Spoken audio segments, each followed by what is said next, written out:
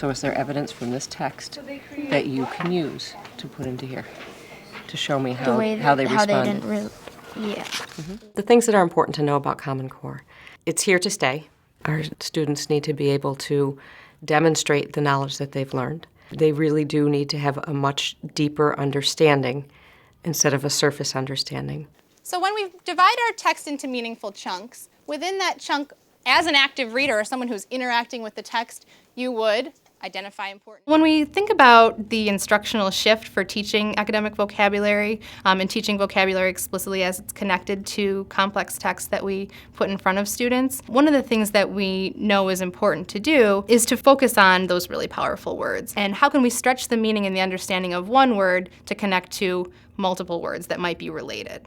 So Brennan and Stephen just were talking about that word prejudice, and I heard you guys fumble over it a little bit, yeah? It would be great if they could share what they've just figured out using the text to see if that'll help you out, okay? So Brennan, why don't you tell me what you've just figured out about prejudice? Well, we just figured out, so we read on, it says some Americans face discrimination, some vicious discrimination, some Americans face discrimination, sometimes because they were Catholic, Jewish, Black, Irish, or Asian. So we kind of figured out that prejudice means, because it has different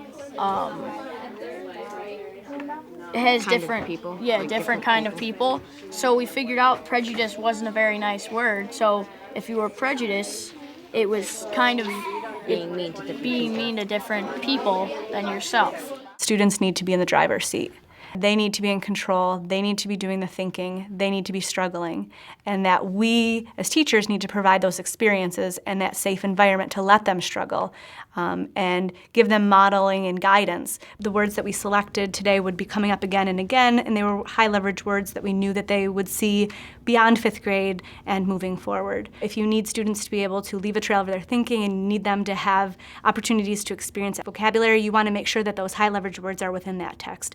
I think one of the biggest changes is that the text that you select for your students is crucial, and knowing that what are the skills and strategies that you want your students to be able to apply, and knowing that that text is going to lend themselves that way. At your table groups, I want you to turn and talk to somebody sitting at your table and show them one of the text annotations that you picked out or something that you wrote down, a part of the article that you found to be powerful. What sentence are you on? 148, where it's the last sentence, the first paragraph. And I wrote, I underlined, like other groups of immigrants, many Jews had come from the United States to find work. Other Jews come to try to escape prejudice that they face in Europe because of their religion. And I wrote, so many people came from the same place, but for many different reasons. Yeah, I wrote off that where it says Jews had come to the United States. I kind of made a connection because that's what our book is about, our historical fiction book. We have to challenge students to think within the text. Where's the page number, where's the paragraph, and really causing them to go back and reread portions of it to prove their thinking is living within those pages of the text. One of the things that the Common Core asks us to do is to build text-based discussions. So we want to make sure that our students are looking at the text in front of them and pulling out specific pieces of evidence, that they're doing the kind of writing that is from sources. Previously, we may have had students rely on their background knowledge much more heavily. Instead, we're actually keeping our discussions much more focused on the text and the sources that we have that are giving us some information about the region, and that's where we're spending the bulk of our time. I will let you go to do this on your own and really think about going back to that article, finding those pieces of evidence that you annotated before, and how can you use those to build your argument.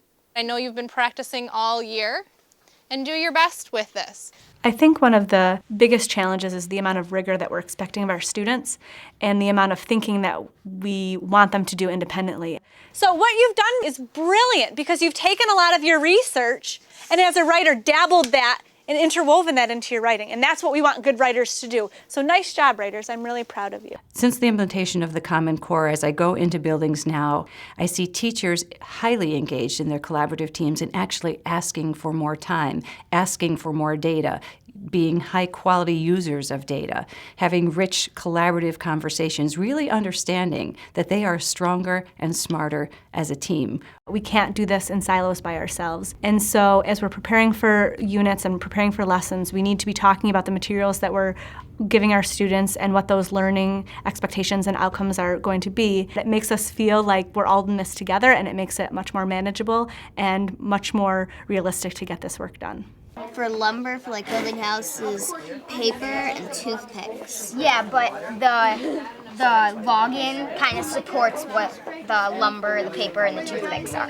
So you don't really know. So you don't have to really write that. Yeah. And another thing, that's kind of like told you all this stuff. that's kind of like the supporting detail for that.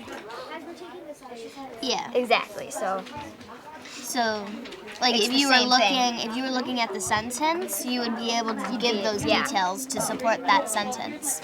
support that main idea. Yeah. If you've been around long enough, you've seen many different shifts that have come around again. You say, oh yeah, I did this 10 years ago. It's not like that with the Common Core. And I think teachers are getting used to this being the new normal, and the depth of thinking that students are required to do and the level of knowledge they need to have in order to be successful learners. I am so impressed with the details that you noticed, the questions that you had, the responses that you shared with one another. I am really impressed. You really persevered and pushed through this task. So you should really applaud yourselves. Good job, Mikey.